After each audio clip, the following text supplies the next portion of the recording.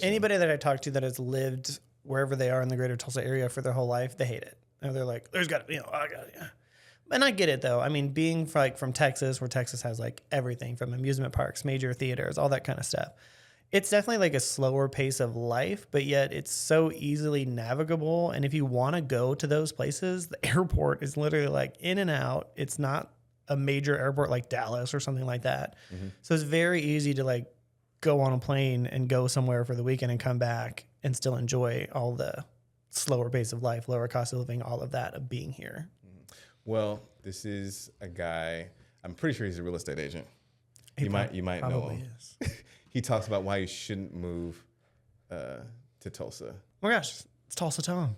Perfect. He's actually in my office. Tulsa Tom? I think that's what he goes by. His name is Tom Ostasek, but I think his thing is Tulsa Tom. All right, let's see what this guy has to say. The story. So today I'm breaking down 12 reasons why you shouldn't move to Tulsa. 12 reasons. And stick with me till the end because I've got a bonus reason, one that even the locals don't want to admit. So he's saying that we're all in denial for some reason. Actually, before we get into this, do you think you can guess any of the 12 that he's going to say? He's probably going to say, I think it's going to be like a negative thing, actually. I think he's going to be like, don't move here if you love low traffic times. Like he's going to be like, he's going to twist it. Oh, he's going to twist. Oh, I think it's not going to be legit, but maybe. Okay. I don't know. Knowing Tom, he would do that. Okay, all right. I see what you're saying. Okay, let's see. After this great stock intro. I mean, I don't know who edits his stuff, but this is a template. Also known as Tulsa Tom on all the social Tulsa media. Tom. Look at him. I'm a full-time real estate agent helping people relocate. Is he going to do his area. full spiel before he gets I to would the... love to. I would love to be your He might. resource. Feel free I to used to reach do out that, by and then somebody text, told me I email, shouldn't do that or you can book anymore. time We need to directly talk to on Tom. my calendar Yeah. with the Tell him. link or the Hey, QR man. But code his on my demographic page. is not my I've been demographic. helping people relocate So maybe, all you know. around the country, and I'm happy to help you. Okay. Let's get into Perfectly it. timed. So reason number one not to move to Tulsa, extreme weather. When people I think mean- of Oklahoma, they think of tornadoes, and Tulsa definitely sees its share. Add in ice storms in the winter, brutally hot, humid summers, and the occasional hailstorm, and the weather can be pretty unforgiving. So, I mean, he's not wrong. Not wrong, but it also depends on where you live. Absolutely. So like before my family moved here from Texas, we like looked, you can pull tornado maps and actually see where they go. Yeah. For some reason, maybe it's elevation, whatever, Tulsa does not get hit by tornadoes. I mean, I think there's been 2 in 10 years and they didn't nobody died. It wasn't crazy. You know, you have some damage, but. Yeah, I'm pretty sure, isn't it a thing, it's just not, there's too many buildings, right? Or I think it's the buildings, and I think it's because they call Tulsa green country because it rains a lot here compared to other parts of Oklahoma. And I think just because of the temperatures and the rain, when we have the storms come through, it usually breaks up the strongest part before it actually gets here. So by the time it gets here, it's either a ton of rain, we might get the hail, but very rarely will a tornado actually come through Tulsa. Yeah, I think I'm going to agree with that. So you don't have to say it's illegitimate because I know that'd be mean for another real estate agent. So. No, I don't care. Tom doesn't care. Yeah, I'll tell Tom he's a liar. Let's go to the next one. Rivers in full force. So reason number 2, poor public transportation. If you're used to hopping on a subway, light rail, or even a reliable bus system, you might be in for a shock. Well, my question for this one is, are there actually that many cities with, New York levels of, trains? I mean, I actually don't know that answer, but I would say probably not. I mean, you definitely, if you're going to live in Tulsa, you're going to want a car. I mean, yeah, 100%. I would 100% agree with that. I mean, we do have bus systems. We don't have a subway or anything like that. Right. But I don't think the bus system is all that nice. Thankfully, I don't have to take the bus. Now, I have taken the bus in Los Angeles. Crazy thing in LA, they always said that they actually hated it. They thought it was garbage. I was like, this is, when did it get better than this? right. I don't know. I can get anywhere I want. Now, you do have to, the longest wait you have is like 10 minutes. Yeah. I mean, if you have a car, our highway system, the city's laid out pretty well. I mean, within 10 to 15 minutes, you can get just about anywhere. Even at peak traffic times, it's still really not that bad. Yeah. I don't think that's a reason not to move. No. I mean, we do have like the electric scooters, like a lot of cities have adopted, which that does help. But at the same time, I still think I would want a car, even if I lived like in the middle of downtown. Yeah. But like you said, I do think that's just anywhere. if you're not, you know, in Los Angeles, New York, Yeah. maybe Washington, D.C., you know, you're going to want a car. Right. You're just going to. I want to see if he has anything different to say on that. Tulsa's public transit is limited, and most people depend on a car for everything. The silver lining, having your own vehicle here means you can explore everything the area has to offer. Whether it's a quick drive to Broken Arrow, a day at Keystone Lake, or a weekend trip to the Ozarks. Number 3, limited nightlife. If you're looking for a city that never sleeps like New York, Austin, or Vegas, Tulsa isn't it. Yeah. I don't know if I would agree with that. Really? I mean, granted, it is Oklahoma. They're a little more conservative here. So, like, you know, the bars are really the only thing that are open after, you know, midnight, right? Everything else shuts down at 11. Like, there's not a lot of stuff that's open all night long. But that's not to say there's not a lot of, like, events and things happening every single weekend. It just depends on what type of events we're wanting. True. I think I agree with that. Yeah. Because I would say, like, there's always shows, live music. I mean, that kind of nightlife. I don't know that we have like raves every weekend or stuff like that. I've been to one rave. They exist here, I know. But is it every night? Probably not. Okay. I think you're right. Yeah. There's this one time I went to a rave. I guess it was a rave. I'm not the biggest rave connoisseur. Yeah, there was a lot of that going on. It just wasn't outside. So our raves generally outside, right? I don't really know. It was at the I first feel like shop. it's more of an inside thing, or at least like a warehouse. Okay, this was at the first shop. Okay. So downtown, relatively small, right? Yeah. But they have like a little outside patio Right. portion. And I mean, look, guys, don't make fun of me. I'm not a rave guy. All right, so I go in there and I see this girl with a crystal egg, right? Okay. And she's doing the whole.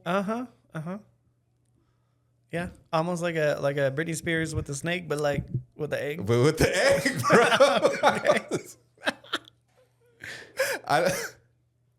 Yeah, And that happened. yeah. I mean, it's a whole scene that I'm really not familiar with, but I do know from my friends that are more into that kind of like a night party stuff. There's a lot of things to do though that I'm even learning myself of, like, you can literally tour the city at night in basically go-karts. I mean, that's the kind of stuff that we have here. Yeah. I want to do that. So tell me the next time that happens, because I will 100%. I'll have to look it up. But they do that Kart. kind of stuff. They do them during the day as well. But there's that kind of stuff. They've got, there's a lot of games at like the Drillers if you're into like sports and that kind of night stuff.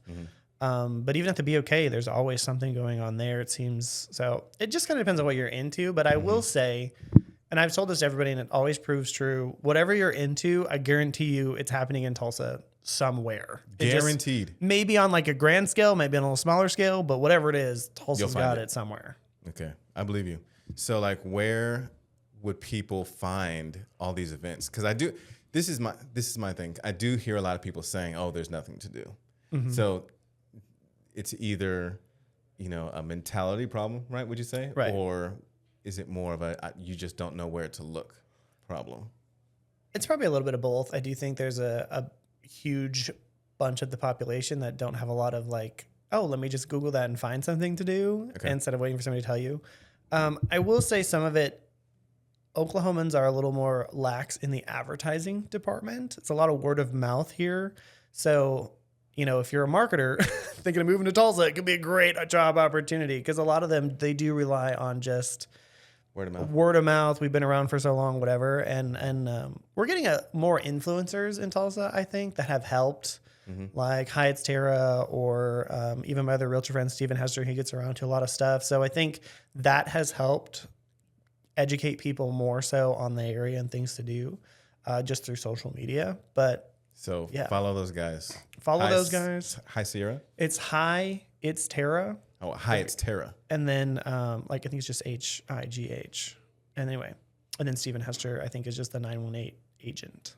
Perfect. Follow You're those welcome, guys if you want Steven.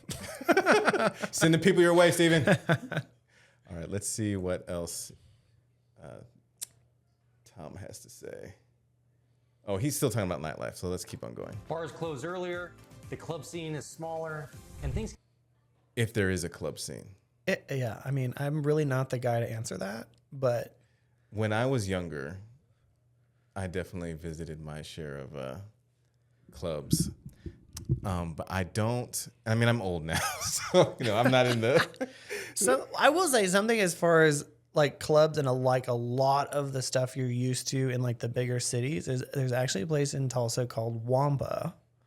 Yeah. And there's a ton of stuff going on there, wide variety of things. And they've shot movies there. They do music videos there. They've done. They shoot weddings there too sometimes. Weddings. Yeah. I mean, even I think, was it Hanson? Was Hanson? One of the Hanson concert. Someone was there. They had a pop-up concert at Wampa, and it's like a warehouse, but then it's also a co-working space. There's a whole lot going on. Everything's going on at Wampa. Yeah. Honestly, Wampa is probably just Tulsa. A good example of. It's Tulsa. a good example. Yeah. If you want to experience all of it at once, just go to Wampa for an afternoon and be like, okay. Nice. All right, let's keep going here. We're gonna go ahead and skip to education challenges. I think I was gonna. I think we know where we're going to go with that.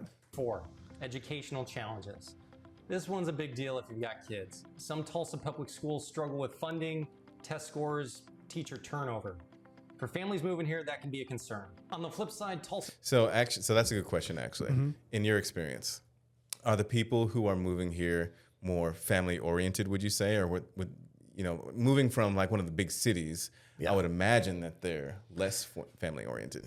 Yeah. I mean, they care about the school district, but at the same time, a lot of them, if you're coming from out of state, because you have so much more money than the average family in Tulsa, you're probably just going to put your kids in one of the private schools, which they don't deal with any of those problems. But I will say it does depend on which like zip code you're in, because like Union Public Schools, which is Tulsa, they do very well. They have amazing academic programs, after school programs, all kinds of stuff. Jinx does pretty good. A lot of people like Broken Arrow. So it does kind of depend on which part of Tulsa you're in. But then a lot of people, if you're living in Midtown and you have the money to live in Midtown, you're probably just putting your kids in, Cassia Hall or something.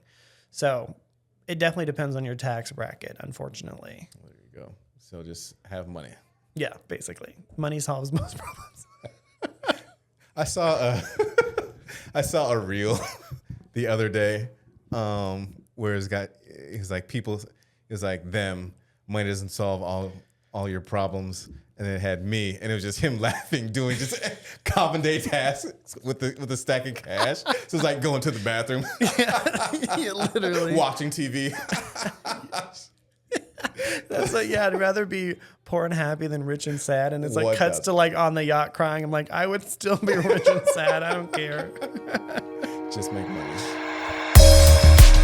So if you made it this far, I want to give you my most sincere thanks. I really want Tulsans to hear what other Tulsans are saying. The idea is to start out with weekly shows and eventually get to 4 days a week. Now, if you're able, I'd love if you consider supporting the channel with a donation of any size. Right now, I just have a Cash App. You can scan it here. And if you don't want to donate monetarily, please just give a comment on something I could do to make this channel better or more entertaining. Thanks again for stopping by.